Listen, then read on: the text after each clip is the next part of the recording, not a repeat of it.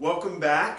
If you'll remember, last time we were focusing on solutions and working out problems that allowed us the opportunity to apply physical units, right? So today we're going to stay with solutions chemistry.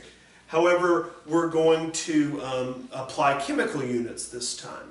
And the first of these, let's go ahead and write this down. In arguably the most common chemical unit that you'll use when you're doing any type of solutions work is that of molarity. So molarity is moles of solute. So moles of solute in the numerator, and in the denominator we're looking at liters of solution. Okay? The next most common unit that you'll use is molality. Molality.